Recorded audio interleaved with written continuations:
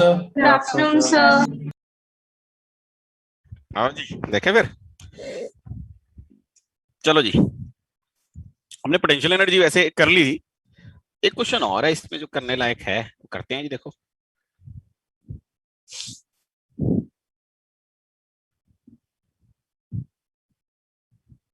In the figure shown find minimum separation between the charges, है ना। find the minimum separation between the charges।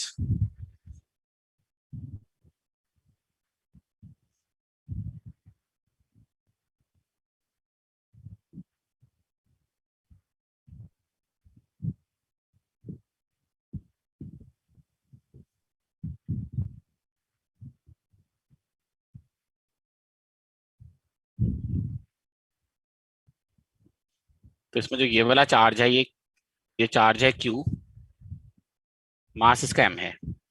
ये वाला charge Q है, मास इसका 2m actually. ठीक है जी। और हमने क्या किया है कि इस वाले चार्ज को इधर थ्रो किया है। देखो, तो हमने इसको थ्रो किया है विद वेलोसिटी v, काफी लार्ज डिस्टेंस से किया है। दूसरा चार्ज एट द मोमेंट तो रेस्ट पे है, but free to move actually. At the moment rest पे है बट फ्री टू मूव है, मतलब मूव कर सकता है एक्चुअली। तो इन दो चार्जेस के बीच का मिनिमम सेपरेशन कितना होगा वो बता दे कृपया।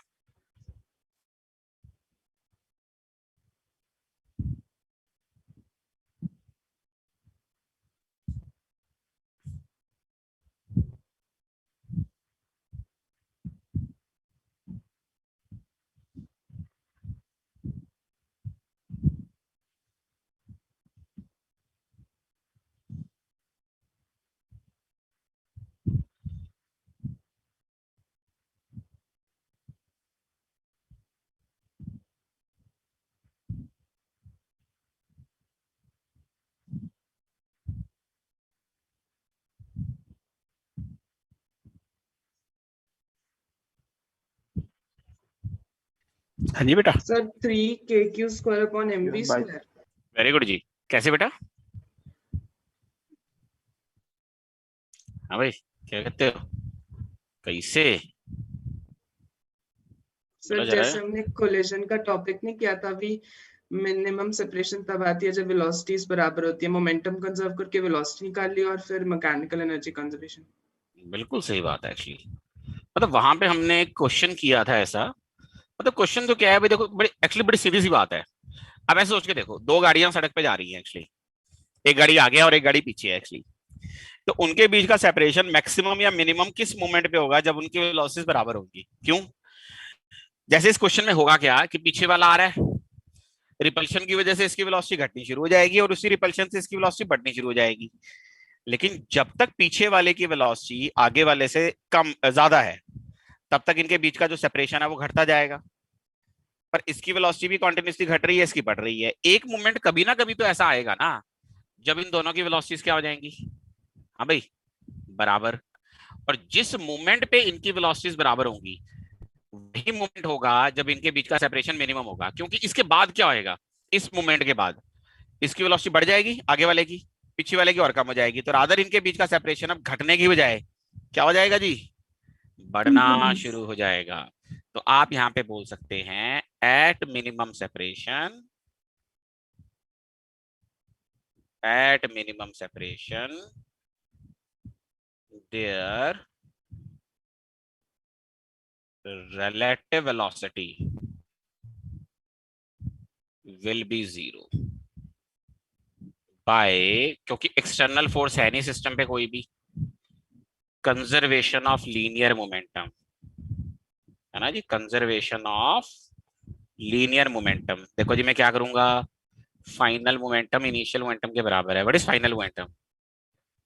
2mv1, mv1 और इनिशियल मोमेंटम mv है। तो v1 किसके बराबर हो गया? v बाय 3 के। ये हो गया जी एक्चुअली। फ्रॉम, अब देखो ये मेरे पास v आया है, ना। अभी मुझे क्या करना है, कंजर्वेशन ऑफ मैकेनिकल एनर्जी लगाना है। उसके लिए क्या आएगा देखो, initial kinetic energy, initial potential energy, final kinetic energy और फाइनल पोटेंशियल एनर्जी। इनिशियली एक ही चार्ज मूव कर रहा था, उसी की काइनेटिक एनर्जी थी, डिस्टेंस काफी ज्यादा था, तो क्या हो चुका है एक्चुअली, पोटेंशियल एनर्जी होगी नहीं, तो इनिशियली काइनेटिक एनर्जी कितनी होगी, half M we square, potential energy zero. Finally दोनों मूव कर रहे हैं और दोनों v/3 से मूव कर रहे हैं, तो आप देख सकते हो कि काइनेटिक एनर्जी ऐसे लिख सकता हूं, और potential energy kq² r minimum, है ना, किसके बराबर हो गया देखो, kq² r minimum potential energy. और ये कितना हो गया देखो जी, half M we square is equals to, ये हो जाएगा मेरे पास mv²/18 प्लस 2mv²/18, देख रहे हो जी, प्लस kq² मिनिमम। ये बस, इसको आप एक काम करो ना, इसको 9/18 ही लिख लो, यहाँ 3mv²/18 आ गया, और ये आ गया, सिंप्लीफाई कर रहा हूँ मैं सब, तो ये हो गया सॉल्व हमारा, तो कंसेप्ट तो लग ही गया। फिर इन दोनों टर्म्स को माइनस करोगे तो ये आ गया देखो, ये 6 और ये 18, 3 आ गया। तो फाइनली आर मिनिमम आप यहां से देख सकते हो कितना आ गया, 3kq² बाय, हाँ जी, mv mv², ये आ गया जी मेरे पास। क्यों भाई, आई गॉट स्लाइड दिखाना। दिस, है ना जी, ये आ गया जी आंसर। हाँ जी, देखो देखो स्लाइड देखो, कौन सी स्लाइड देखनी है, पीछे वाली, अब पीछे वाली देख लो, उसे तो कुछ ज्यादा लिखा नहीं हुआ वैसे। हो गया सर। चलो जी, ये आ गया जी हमारे पास आंसर, देखो इसका, ठीक है। अब हम यहाँ पे डिफाइन करेंगे इलेक्ट्रिक पोटेंशियल, है भाई,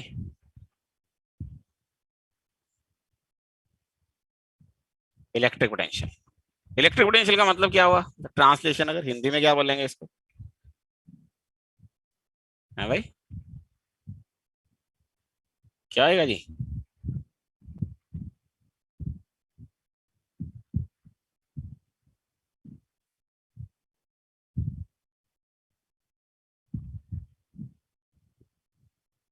ठीक है जी, विद्युत क्षमता, है भाई, या विद्युतीय क्षमता, ऐसे ही बोल सकते हैं एक्चुअली। मतलब पोटेंशियल मींस एक किस्म की, मतलब आप कह सकते हो ना, क्षमता है, कैपेबिलिटी, जिस तरह हम कहते हैं कि ये इतना कैपेबल है एक्चुअली, तो पोटेंशियल को उसके साथ रिलेट करते हैं। एक्चुअली है क्या, हम लोग इसको कैसे डिफाइन करते हैं, तो लेट्स अंडरस्टैंड दिस एक्चुअली, है ना। Electric potential, electric potential is a property of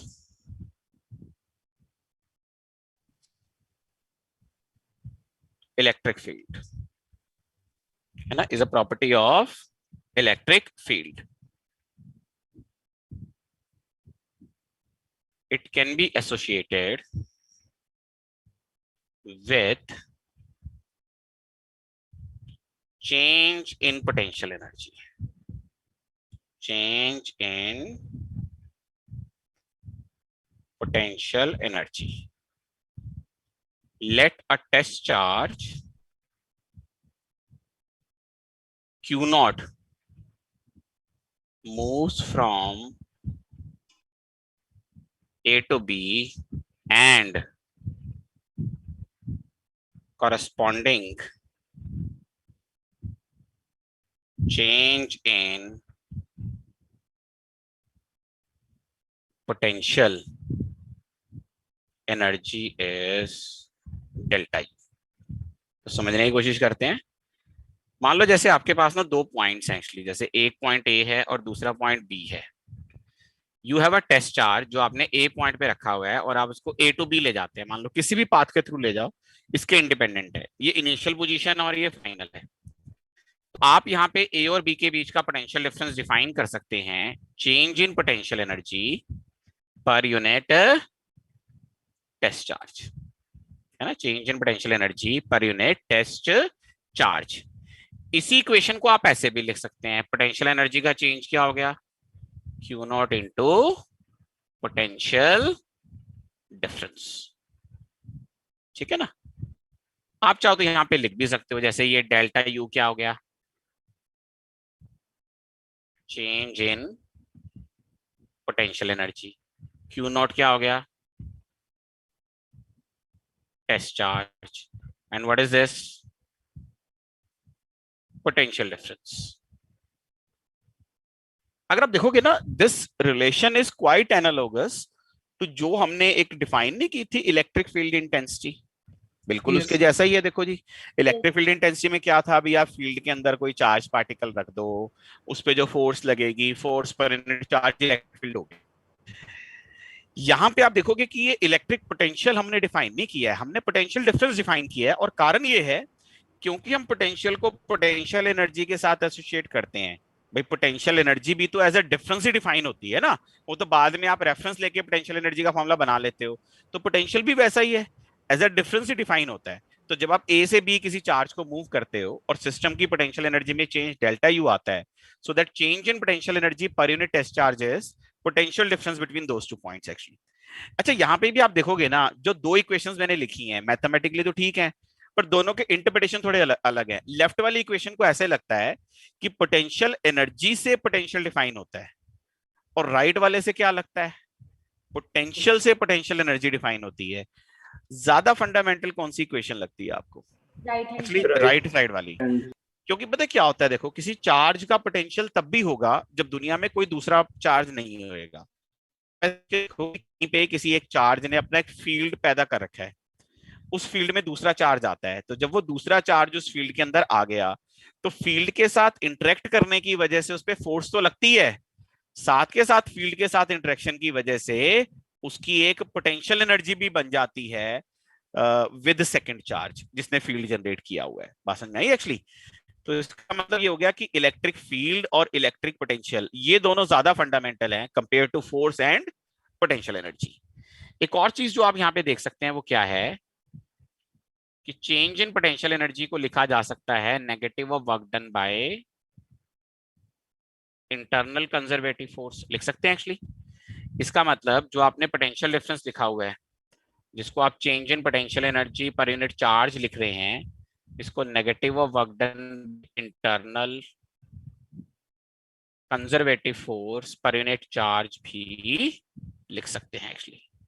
लिख सकते हैं, नहीं लिख सकते बेटा, देखो ऐसे बिल्कुल लिख सकते हैं एक्चुअली ऐसे, है ना। तो ये हमारे पास पोटेंशियल डिफरेंस हो जाता है। अच्छा, अगर आप देखोगे ना, जब वहां पे हमने इलेक्ट्रिक फील्ड इंटेंसिटी डिफाइन की थी, तो हमने कैसे डिफाइन की थी इलेक्ट्रिक फील्ड इंटेंसिटी, वहां पे फोर्स पर यूनिट चार्ज से। फिर सबसे पहले किसके लिए निकाली थी, पॉइंट चार्ज के लिए। तो हम लोग यहाँ पे भी वही करेंगे, पोटेंशियल पहले हम पॉइंट चार्ज का निकालेंगे, ठीक है जी।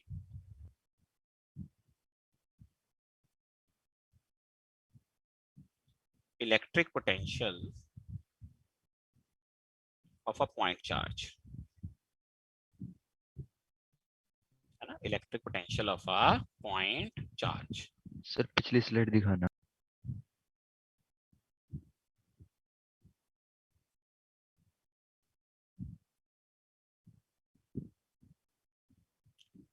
Let the charge Q naught is moved from A to B, B moved from A to B। Situation क्या है पहले वो देख लो। You have got a charge Q which is fixed, इसको हमने फिक्स किया हुआ है। Another charge is Q naught, जिसको आप कहां से कहां मूव कर रहे हो, A to B मूव कर रहे हो। तो you are just moving it, just show an arrow जो बताएगा कि हम इसको क्या कर रहे हैं जी, मूव करने की कोशिश कर रहे हैं एक्चुअली। और पोटेंशियल आपने निकालना किसका है वैसे, क्यू का निकालना है आपने एक्चुअली यहाँ पे पोटेंशियल। तो क्यू और क्यू नॉट में इनिशियल सेपरेशन ये थी, फाइनल सेपरेशन ये हो जाएगी। देखो तो अगर आप यहाँ पे देखेंगे ये होगी फाइनल सेपरेशन, ये होगी इनिशियल सेपरेशन। तो यहाँ पे अगर आप देखेंगे तो यहाँ पे क्या हो जाएगा actually, here change in potential energy कितना हो जाएगा, देखो final potential energy minus initial. Finally कितनी है सिस्टम में पोटेंशियल एनर्जी, के की Q not by R F, और इनिशियल कितनी है, K Q Q not by R I. तो यहाँ से के क्यू क्यू नॉट ये हो जाएगा 1 by R F minus 1 by R I, यही हो गया ना मेरे पास, that's what I get it actually. और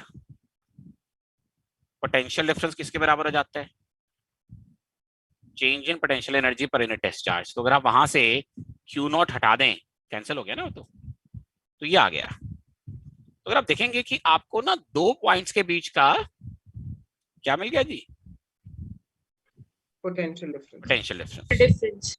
पर आपको रेफरेंस के बिना तो बात बनती नहीं ना एक्चुअली, बिना रेफरेंस के तो कुछ नहीं होता एक्चुअली। तो यहाँ पे देखो जी, hair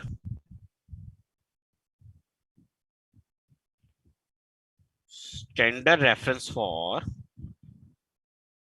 zero potential is taken at infinity, मतलब इनफाइनाइट डिस्टेंस पे चार्ज से पोटेंशियल क्या लिया जाएगा, हाँ भाई जीरो। तो इसका मतलब क्या हुआ कि अगर मैं इनिशियल सेपरेशन को इनफाइनाइट मान लूं तो इनिशियल पोटेंशियल कितना हो जाएगा, जीरो। एंड अगर फाइनल सेपरेशन को, हाँ भाई आर मान लूं तो फाइनल पोटेंशियल को क्या लिखा जा सकता है, वी। अगर मैं ऐसा लिखूं तो इसका मतलब क्या हुआ, देखो जी ऊपर वाली इक्वेशन देखो, v माइनस जीरो, ये हो गया मेरा potential difference, K Q 1 by R minus 1 by infinity. 1 by infinity क्या होता है भैया, जीरो। तो पोटेंशियल कितना आ गया, के क्यू बाय आर। तो आपका जो पोटेंशियल आ गया वो किसके बराबर आ गया, देखो जी के क्यू बाय आर के बराबर आ गया। So potential is equals to K Q by R. तो ये मेरे पास आ गया सर एक बार प्रीवियस स्लाइड शो कर दो। Electric potential of a point charge, है ना, electric potential of a point charge. तो देखा जाए एक पॉइंट चार्ज के इलेक्ट्रिक पोटेंशियल का जो फॉर्मूला होता है दैट्स क्वाइट सिंपल एक्चुअली, है ना। सिंपली किसके बराबर हो जाता है कि अगर उससे आर डिस्टेंस पे है कोई पॉइंट तो वहां पे पोटेंशियल हो जाएगा के क्यू बाय आर। वैसे देखा जाए तो फील्ड का फॉर्मूला भी सिंपल ही था, कितना था जी, के क्यू बाय आर स्क्वायर। के क्यू बाय आर स्क्वायर, के क्यू बाय आर स्क्वायर था, अब के क्यू बाय आर हो गया एक्चुअली। तो चीजें तो पॉइंट चार्ज के लिए सिंपल ही है एक्चुअली। थोड़ा सा इलेक्ट्रिक पोटेंशियल के बारे में यहाँ पे बातें की जा सकती हैं रिगार्डिंग इलेक्ट्रिक पोटेंशियल, है ना, रिगार्डिंग इलेक्ट्रिक पोटेंशियल। देखो जी पहली बात क्या है, पहली बात ये है इट इज अ स्केलर। दूसरी बात ये है it's SI unit is joule पर कूलम, और उसी को वोल्ट बोल देते हैं, कैपिटल वी से डिनोट करते हैं एक्चुअली। तीसरी बात ये है it may be positive, negative और जीरो, है ना भाई, पॉजिटिव नेगेटिव और जीरो। चौथी बात, in the expression v is equals to kq by r, we should substitute q with sign. Positive charge का पोटेंशियल पॉजिटिव होएगा, नेगेटिव चार्ज का पोटेंशियल क्या होएगा जी, नेगेटिव होएगा। अच्छा नेगेटिव पोटेंशियल छोटा होएगा पॉजिटिव पोटेंशियल से या सेम ही होएगा एक्चुअली, छोटा होएगा। नेगेटिव मतलब यहाँ पे छोटा होएगा एक्चुअली, बिल्कुल सही बात है actually. It obey superposition principle. क्या ओबे करता है जी, सुपरपोजिशन प्रिंसिपल। सुपरपोजिशन प्रिंसिपल क्या हुआ भले वाला? जैसे मान लो कि कहीं पे चार्जेस हैं, जैसे एक चार्ज यहाँ है, एक चार्ज यहाँ है, मान लो एक चार्ज यहाँ है, और ये पॉइंट पी है जैसे मान लो, है ना? तो दिखा दे चार्जेस, ये देखो ये मेरे चार्जेस हैं, देखो यहाँ पे।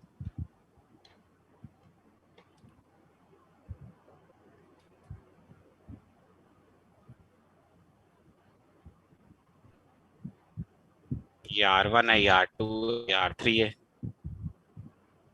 Q1 है, Q2 है, Q3 है। तो जो पोटेंशियल आएगा ये किसके बराबर आ जाएगा? देखो ये सिंपली ऐसे आ जाएगा ना, V1 plus V2 plus V3। तो किसके बराबर हो गया? देखो KQ1 bye R1, KQ2 bye R2। अच्छा स्केलर है ना, तो ऐड करने में कभी कोई दिक्कत नहीं होती है एक्चुअली।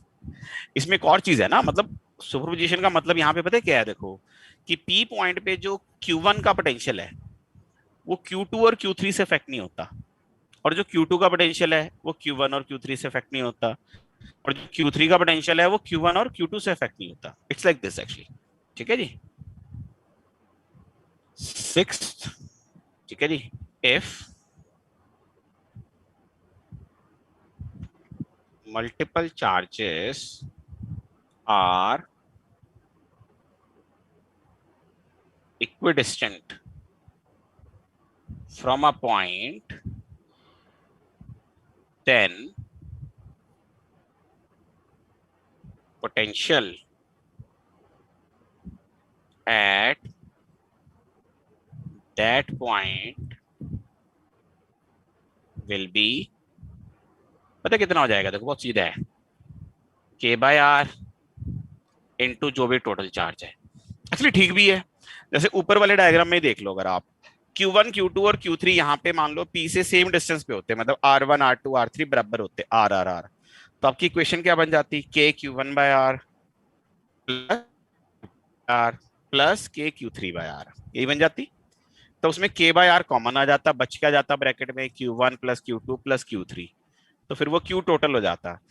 एक्चुअली देखो हमें कोई इसका कोई बहुत बड़ा एडवांटेज तो नहीं होता, बट ये हो जाता है ना, जैसे मान लो हमारे क्वेश्चंस नहीं होते इक्विलेटरल ट्रायंगल वाले, स्क्वायर वाले या हेक्सागन वाले, तो उसमें ये हो जाता है कि आप बजाय कि 6 टर्म्स लिखो, सिंप्लीफाई करो, तो आप K by R Q total करके कर सकते हो। बस एक ही चीज का ध्यान रखना है, ये तभी कर पाओगे ना अगर सारे पॉइंट चार्जेस जो हैं वो किसी पॉइंट से सेम डिस्टेंस पे हैं, जिस पॉइंट पे आप इलेक्ट्रिक पोटेंशियल निकालना चाहते हो। एक्चुअली बात समझ आई या नहीं समझ आई?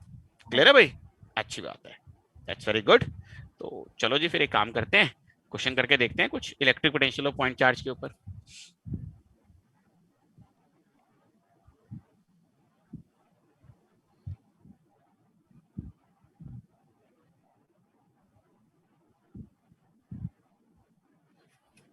In the following cases, find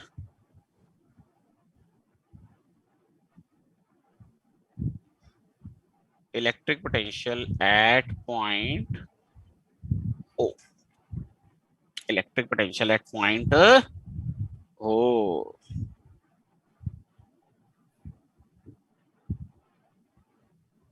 ये पहला केस है जी। 3 माइक्रोकूलम चार्ज है, 1 मीटर है, ये पॉइंट O है।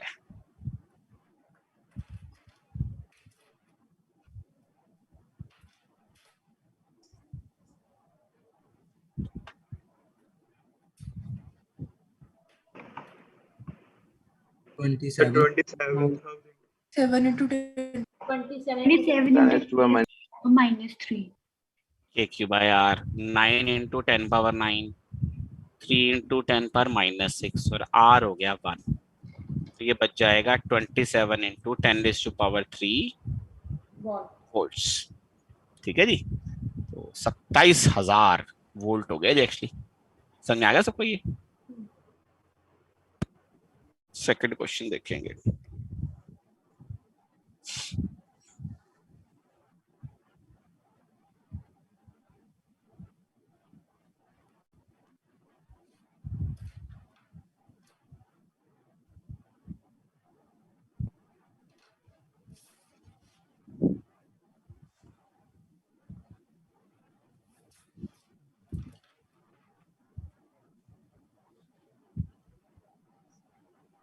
सर पिछली स्लाइड दिखा दो।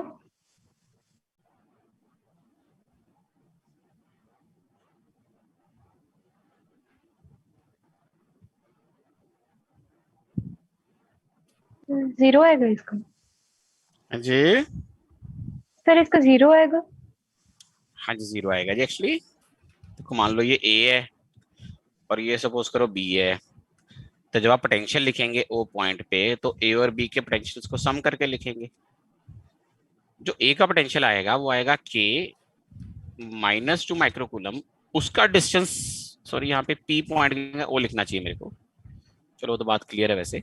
चलो खैर अब देखो कितना आएगा, ये डिस्टेंस आ जाएगा 2 और 2 4 आ जाएगा ना, फिर आएगा के 1 माइक्रोकूलम डिवाइड बाय 2। अगर आप ध्यान से देखें ये भी तो वही है, के -1 माइक्रोकूलम बाय 2 और ये प्लस के 1 माइक्रोकूलम बाय 2, तो डेफिनेटली 0 ही आ जाएगा एक्चुअली। तो फिलहाल अभी ओ पॉइंट पे पोटेंशियल कितना बेटा जी? 0। 0 ठीक है जी, थर्ड क्वेश्चन करेंगे जी हम लोग।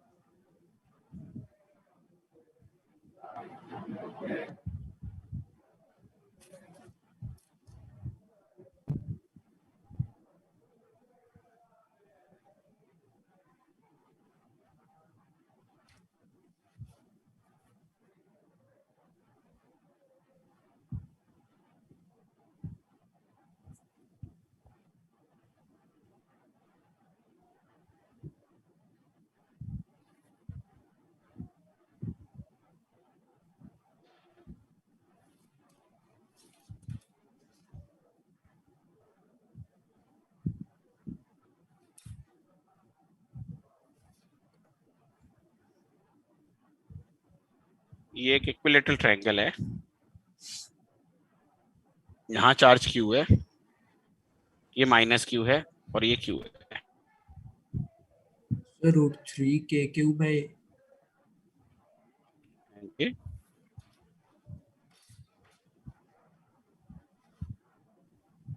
P√3 KQ/A। पहले तो एक चीज देखो ना, यहाँ पे सारे चार्जेस का जो डिस्टेंस है ओ से वो सेम नहीं है, r नहीं है, तो आप यहाँ पे ये बता पाओगे कि r कितना होता है? ये a/√3 होता है। जिसको नहीं आता वो निकालना सीखो भैया, बहुत बार सिखा लिया मैंने। अब जो पोटेंशियल आप लिखोगे, क्योंकि सारे चार्जेस का डिस्टेंस सेम ही है, तो k/r क्यू टोटल नहीं हो जाएगा? के r कितना है देखो, a/√3, और q टोटल कितना हो गया देखो, q -q + q, तो किसके बराबर हो गया देखो, √3 KQ/A। कितने के बराबर हो गया देखो, √3 KQ/A। हाँ भाई, और समझ में आई बात या नहीं समझ में आई? क्लियर है भैया? चलो जी, दैट्स वेरी गुड। फोर्थ देखो जी,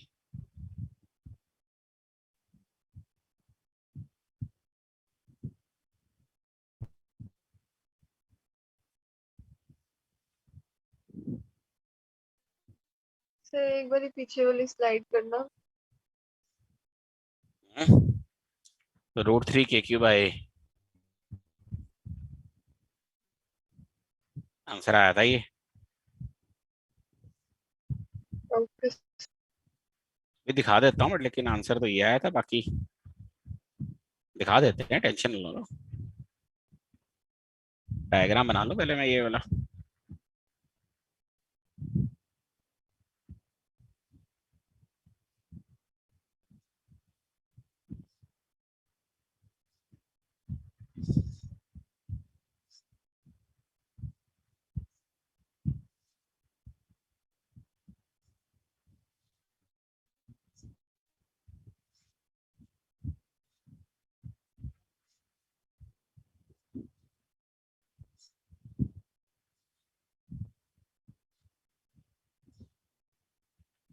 ये 1 मीटर है,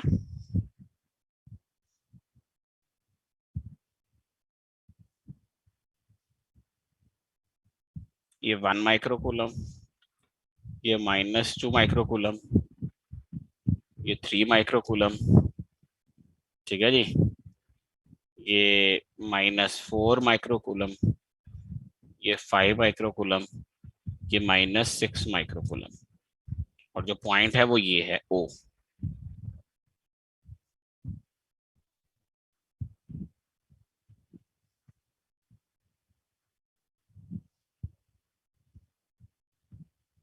-27,000 हम्म, Yes, sir. -27,000। अच्छा जितना आ रहा है जी, चलो जी देखते हैं sir. जी। और देख लो भाई पीछे वाला डायग्राम जिनने देखना सीखा, देख लो जी। आओ जी देखें, देखो पहली बात तो यहाँ पे सारे पार्टिकल्स ये r डिस्टेंस पे है ना O से, और ना ये रेगुलर हेक्सागन है, तो यहाँ पे जो r होता है वो बेसिकली ना साइड के बराबर ही हो जाता है, तो यहाँ पे r 1 मीटर ही हो जाएगा एक्चुअली। फिर जब आप पोटेंशियल लिखोगे तो ये वही आएगा ना, k/r q टोटल, k हो गया 9 × 10⁻9, r हो गया 1, और q टोटल कितना हो गया देखो ये 1 -2 +3 -4 +5 -6 माइक्रोकूलम है, तो ये हो गया, ये हो गया 9 × 10⁻³ इंटू, अंदर मेरे ख्याल से -3 बच रहा है एक्चुअली, तो ये आ जाएगा -27 10⁻³ वोल्ट्स। कितना आ गया जी, -27,000 वोल्ट। क्लियर है भी, क्लियर है, चलो जी दैट्स वेरी गुड। अब एक काम करते हैं, क्वेश्चन नंबर 2 पर, एक्चुअली इस तरह के तो बहुत सारे हो गए ना, और कोई क्वेश्चन करते हैं। देखो, a 2 coulomb charge is brought from infinity to point P, ठीक है ना, from infinity to point P, work done by external agent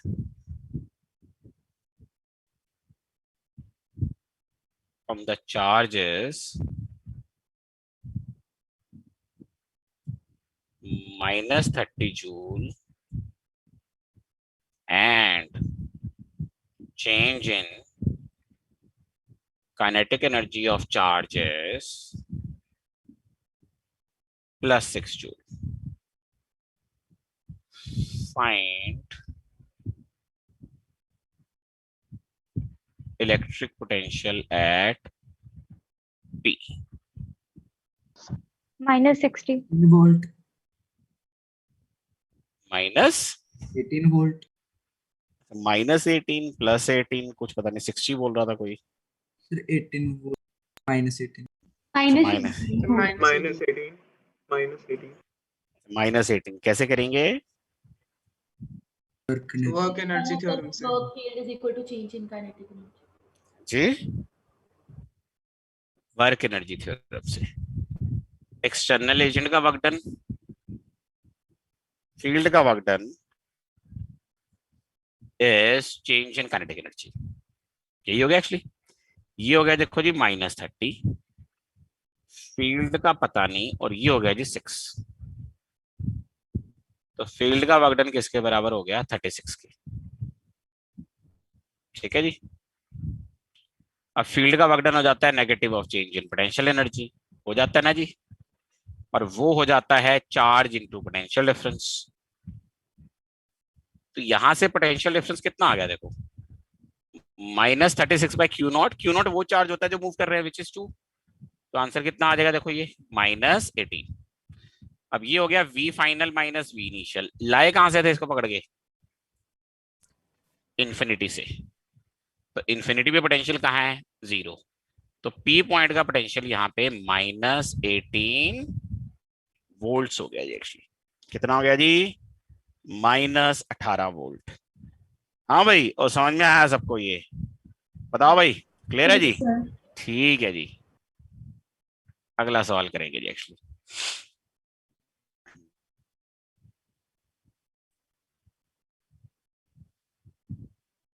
In the figure shown, find work done in moving 1 microcoulomb charge slowly to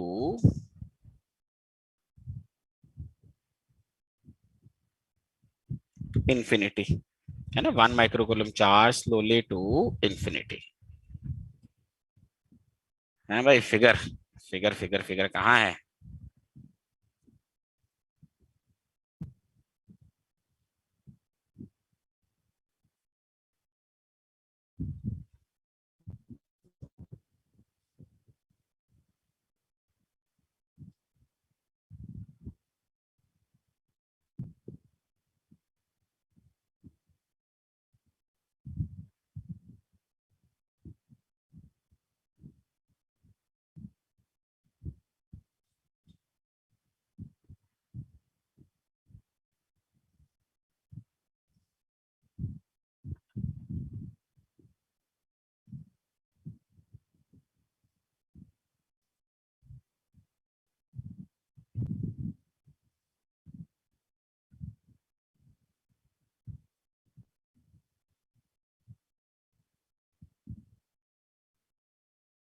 ये हमारे ना 2-2 microcoulomb के charges हैं।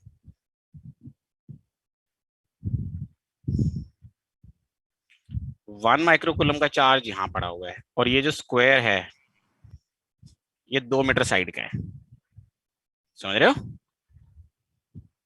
लो जी, हो गया जी पूरा अपना। तो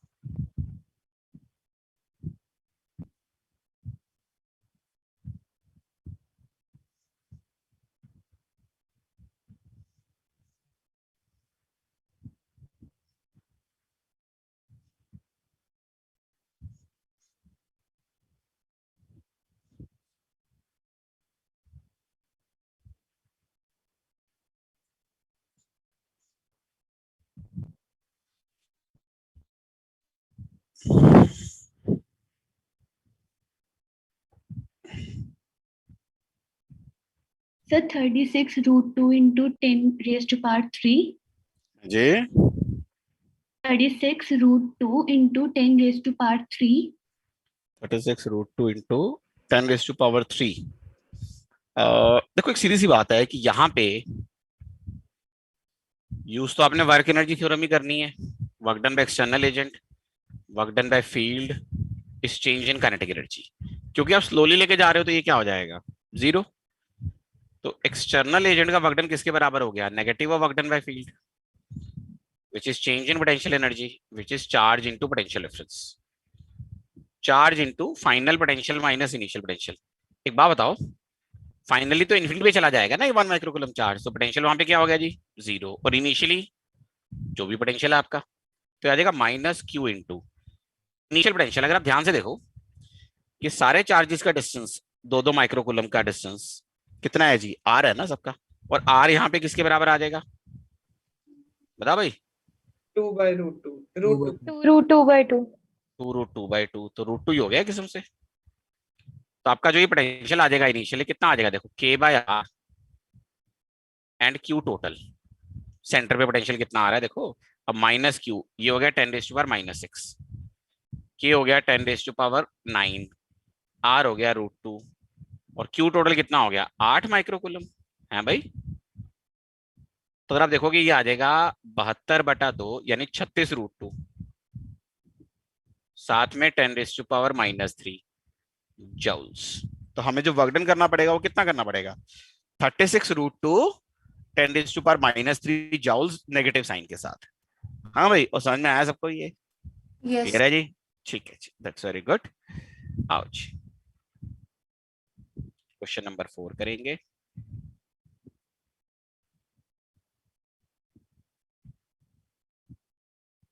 A charged particle with charge q, mass m is released from rest in electric field at point X. It moves to point Y if electric potential at X is V1 and that at Y is V2. Then find speed of particle at Y. Speed of particle at Y.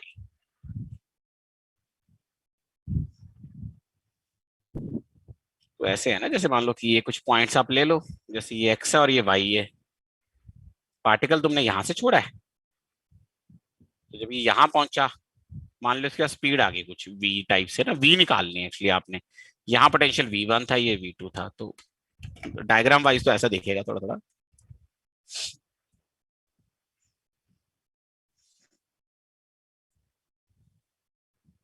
बता दो जी solve करके कितना answer आएगा बेटा।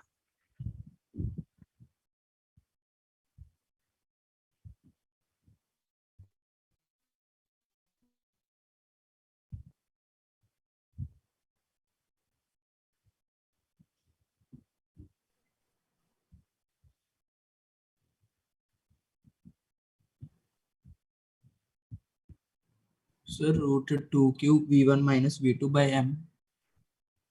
देख लेते हैं जी। देखो यहाँ पे कोई एक्सटर्नल फोर्स तो है नहीं है, तो यहाँ पे जो work done by electric field है वही चेंज इन काइनेटिक एनर्जी हो जाएगा। ये हो जाएगा negative of change in potential energy, change in kinetic energy. ये हो जाएगा charge into potential difference, that is change in kinetic energy. हो जाएगा फाइनल पोटेंशियल इनिशियल पोटेंशियल, इस तरह से। ये हो जाएगा final kinetic energy initial kinetic energy minus Q. Final potential यहाँ कितना है v2, इनिशियल कितना है v1, but what is final kinetic energy, half m v square and initial is 0। तो यहां से अगर आप v देखेंगे तो ये माइनस n को यहाँ एडजस्ट कर लो, तो ये आ जाएगा 2q बाई m, ये आ जाएगा v1 minus v2 and that is square root. ये आंसर आ गया देखो जी मेरे पास, ठीक है जी। अब ना यहाँ पे जो चीज समझने वाली है वो देखो जी क्या है, वो समझने वाली चीज यहाँ पे ये है कि हमें ना क्वेश्चन में एज इट इज ये दिया नहीं हुआ कि v1 v2 में से बड़ा कौन सा है। एक्चुअली ये डिपेंड करेगा कि चार्ज पॉजिटिव है या नेगेटिव है।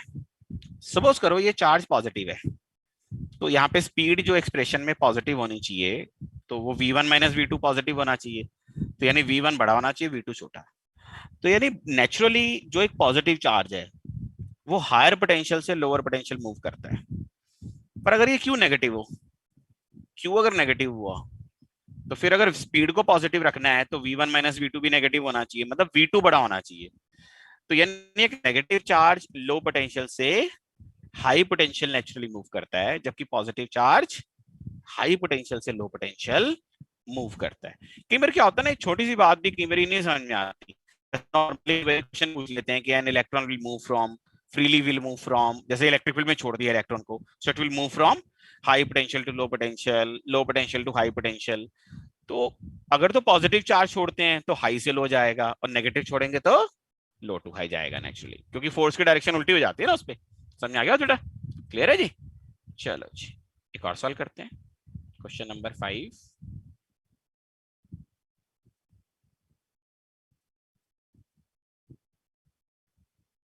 In the figure shown, locate the points with 0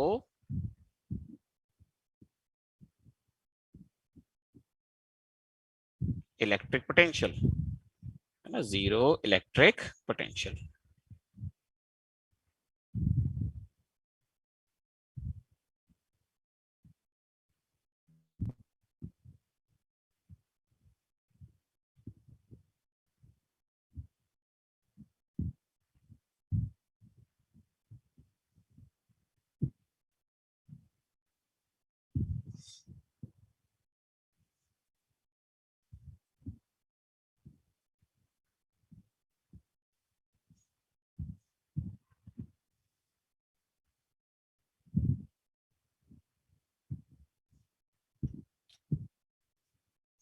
बताओ जी।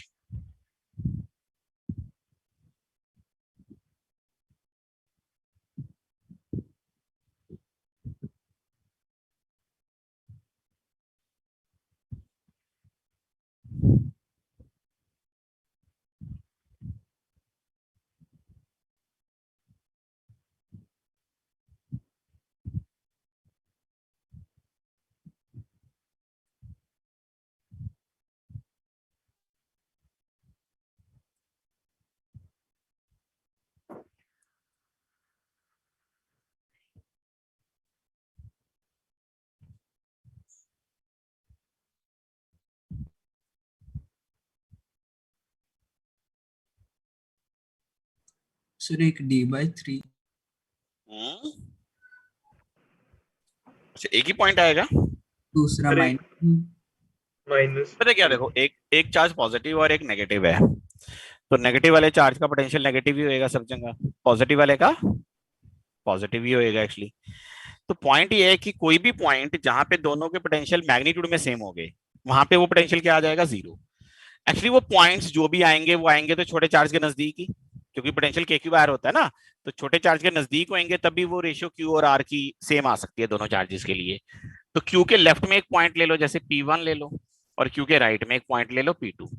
P1 एक्स डिस्टेंस पे ले लिया क्यू से और P2 वाई डिस्टेंस पे। तो आप यहां बोल सकते हैं कि at points P1 and P2 electric potential can be zero. अब आपको बस ये चेक करना है कि वो डिस्टेंसेस क्या आ सकते हैं। जैसे P1 पे आप पोटेंशियल लिखोगे, क्या लिखोगे जी, क्यू का पोटेंशियल कितना आएगा, के क्यू बाय एक्स।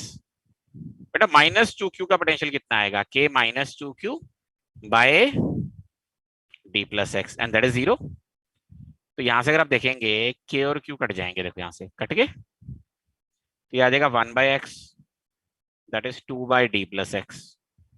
सो d+x कितना हो गया, 2x।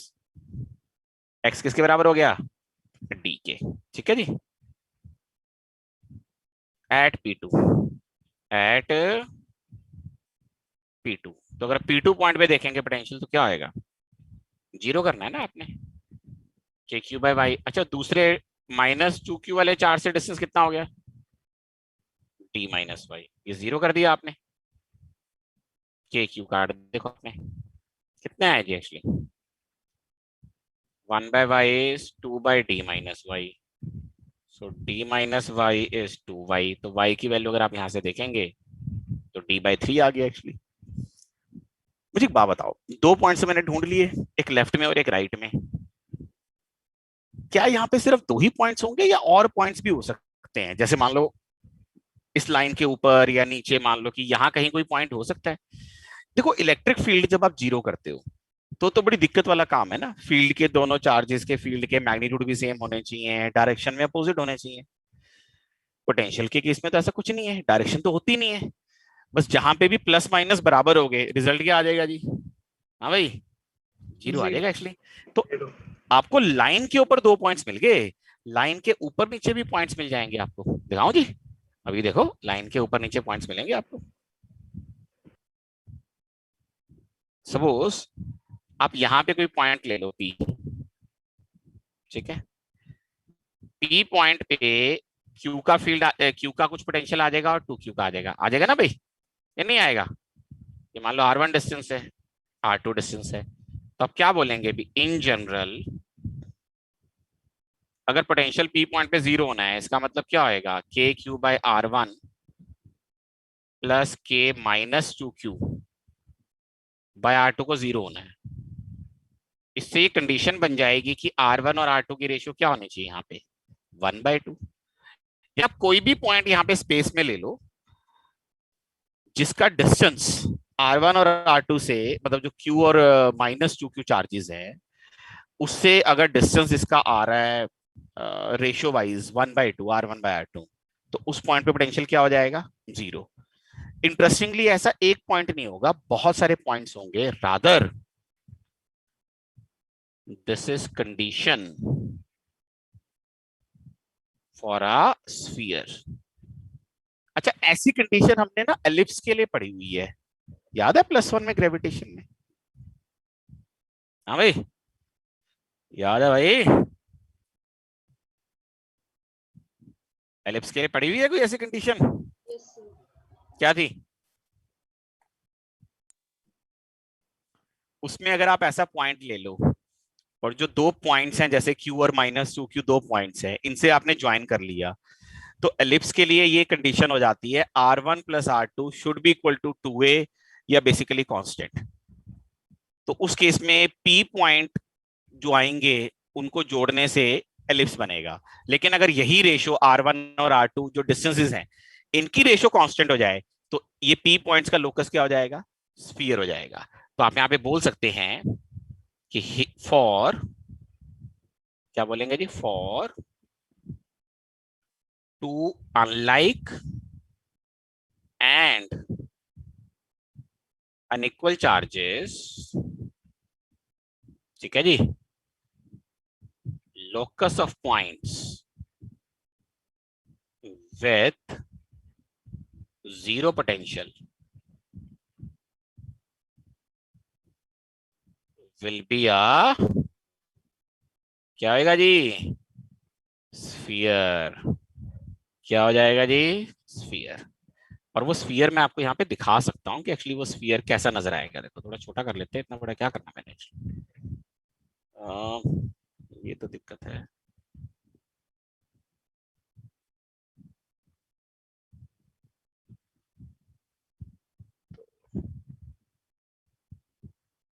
ठीक है जी।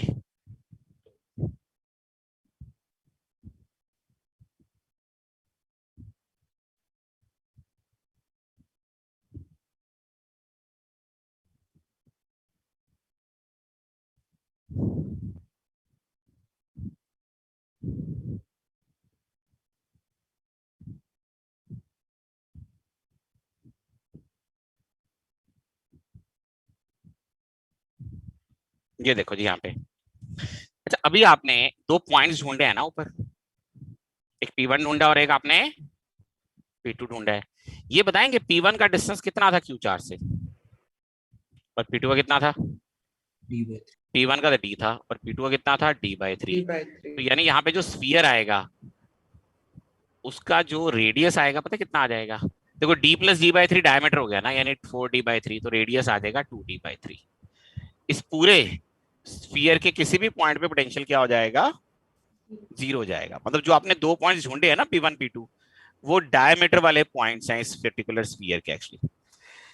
तो इस पूरे स्फीयर पे पोटेंशियल 0 हो जाएगा। अच्छा अगर एक और चीज पूछूं आपको, अगर मैंने आपको क्वेश्चन में Q और -2Q की बजाय Q और -3Q दिए होते, तो ये जो स्फीयर आपके पास आता है ये बड़ा आता है या छोटा आता है? इससे कहने का मतलब चार्जेस के मैग्नीट्यूड में जितना ज्यादा डिफरेंस होएगा उतना ये स्फीयर बड़ा होएगा कि छोटा होएगा? छोटा होगा। छोटा होएगा। छोटा होएगा बेटा, छोटा। ये जितना बड़ा होता जाएगा चार्ज, ये P2 और P1 वाले पॉइंट्स Q के उतना नजदीक होते चले जाएंगे, तो स्फीयर छोटा होता चला जाएगा। अच्छा जितना इनके मैग्नीट्यूड्स का डिफरेंस कम होता चला जाएगा उतना ये स्फीयर क्या होता चला जाएगा? बड़ा।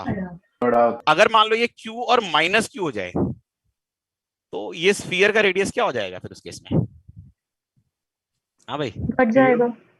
कितना हो जाएगा? अगर मान लो Q और -Q हो गए ये, तो स्फीयर का रेडियस कितना हो जाएगा? मान लो ये Q हो गया, एक -Q हो गया, ये डायपोल हो गया ना किस्म से। तो बताओ स्फीयर का रेडियस कितना हो जाएगा? मैं बताऊं? D/2। हाँ जी, D/2। इन्फिनिटी।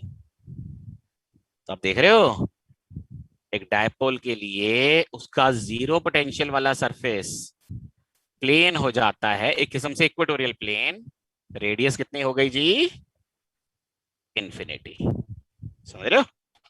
तो इन्फिनिटी हो जाती है रेडियस एक्चुअली उसकी। समझ आई बात बेटा जी? क्लियर है जी?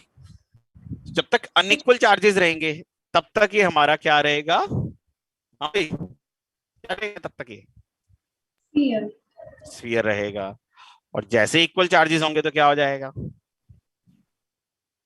हाँ भाई, तो इक्वल मैग्नीट्यूड हो गया, तो इनफाइनाइट रेडियस का एक प्लेन। समझ में आई बात बेटा जी? क्लियर है भाई सबको ये? हाँ भाई, क्या कहते हो? बढ़िया जी, सर चलो जी, हाँ जी। सर आपने वो जो बताया नहीं था अभी किया और -2 के आपने क्या कहा था कि अगर वहाँ पे -3 के होगा क्या वैसे कह रहे हो, क्या कह रहे हो, क्या कह रहे हो? आवाज जोर की बोलो, मेरे को सुन ही नहीं रहा एक्चुअली। हाँ बोलो। सर मैंने बोला कि जो आप कह नहीं रहे थे -2 की जगह अगर वहाँ पे -3 की हो जाए। हाँ तो मैंने कहा था स्फीयर छोटा हो जाएगा। सर वो पॉइंट नहीं क्लियर हुआ, प्लीज बता दो। भाई जितना अगर वो -3 क्यू होएगा तो जो ये P1 P2 पॉइंट्स आए हैं ये क्यू के और नजदीक आ जाएंगे ना। अच्छा एक बात बता, ये जो जीरो पोटेंशियल वाले पॉइंट हैं ये क्यू के नजदीक क्यों है, -2 क्यू के नजदीक क्यों नहीं है? क्योंकि सर हमने पढ़ा था कि जो न्यूट्रल पॉइंट्स होते हैं वो मतलब जो अनइक्वल चार्जेस होते हैं हमेशा छोटे वाले के पास होते हैं और बाहर होते क्यों हैं। क्यों क्यों? हमने पढ़ा है, रट्टा लगाया हुआ है हमने। क्यों ऐसा क्यों होता है, मतलब कंसेप्चुअली ऐसा क्यों हो रहा है? तो ठीक है हमने पढ़ा है, हमने याद किया हुआ है, बहुत अच्छी बात है, पर कंसेप्चुअली ऐसा क्यों होता है? मतलब अगर आपको कोई पूछे भी हाँ क्यों, अब जैसे आप मुझसे पूछ रहे हो ना, मैंने आपको बोला कि ये स्फीयर छोटा हो जाएगा, आप मुझसे पूछ रहे हो ना भी सर ऐसा क्यों हुआ, है ना? तो आप इस सवाल का जवाब दो कि न्यूट्रल पॉइंट छोटे छोटे चार्ज के नजदीक क्यों आता है? फील्ड को कैंसिल होना है, तो फील्ड हो गया मान लो के क्यूब आर स्क्वायर। तो जो छोटा चार्ज है उसके लिए आर भी छोटा होएगा, तभी तो क्यू बाय आर स्क्वायर का रेशियो दोनों के लिए मैच करेगा ना, तभी वहां फील्ड के मैग्नीट्यूड बराबर होंगे, तभी कैंसिल हो पाएंगे। सेम लॉजिक पोटेंशियल के लिए लगा सकते हो। अगर वहां पे -2 क्यू की बजाय -3 क्यू आ जाए तो एक किस्म से के क्यू बाय आर में आपने क्यू बढ़ा दिया, तो -2 क्यू से जो जीरो पोटेंशियल वाला पॉइंट है उसका डिस्टेंस भी बढ़ जाना चाहिए ना, कि बढ़ जाना चाहिए? भाई अभी ये डिस्टेंस कितना आ रहा है, देखो 2d/3 आ रहा है। अगर मैं इस पे चार्ज बढ़ा दूंगा यहाँ पे तो ये डिस्टेंस 2d/3 से ज्यादा आना चाहिए, तो यानी ये पॉइंट और इधर आ जाना चाहिए।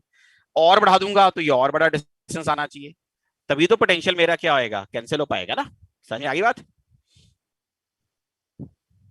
चलो जी, आवाज ही चलेगी लगता है।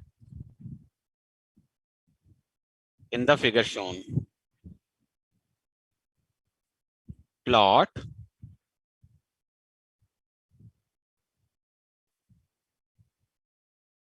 Electric potential on x axis, ठीक है जी, विथ पोजीशन।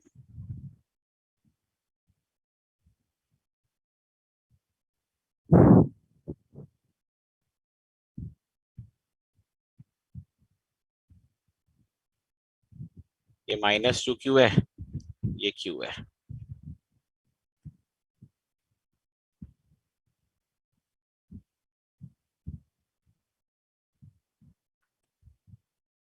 ये एक्स एक्सिस है बेटा, है ना? ये वैसे क्वेश्चन वैसा ही है जैसा हमने एक मिसलेनियस में क्वेश्चन नहीं किया था इलेक्ट्रिक फील्ड में, कि इलेक्ट्रिक फील्ड को प्लॉट करो ऑन एक्स एक्सिस। 2-3 क्वेश्चन किए थे उसके, 2 आई थिंक किए थे क्वेश्चन, वैसा ही है ये क्वेश्चन। बस अब क्या हमने क्या प्लॉट करना है, पोटेंशियल प्लॉट करना है, अब क्यों हमने फील्ड नहीं प्लॉट करना।